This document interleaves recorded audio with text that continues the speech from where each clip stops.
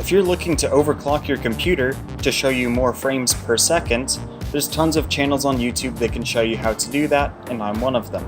But if you're looking to get those 100 frames a second to your eyes, and you're limited because your monitor can only show you 60 of those pictures a second, then you've come to the right place. Because today, using this Nvidia graphics card, I'm going to show all of you with Nvidia graphics cards how to overclock your monitor, TV, whatever screen you're using, maybe even a projector, in this short and easy tutorial.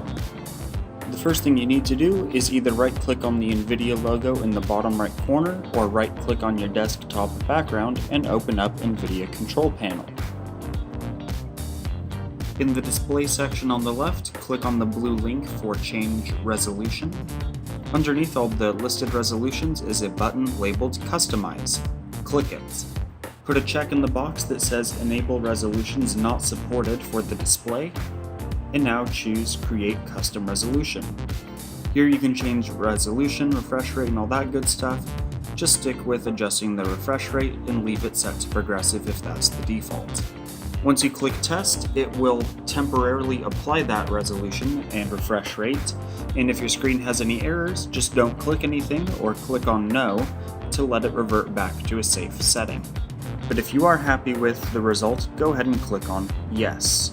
Once you've created the resolution and refresh rate you want, go ahead and click OK.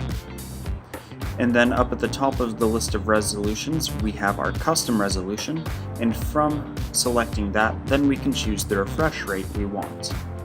Once you go ahead and select it, click Apply.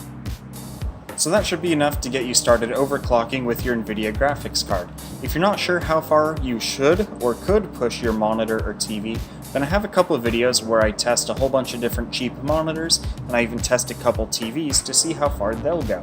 So make sure to look for those videos up here in the top right corner, on this side, yeah. Or you can check the link in the description.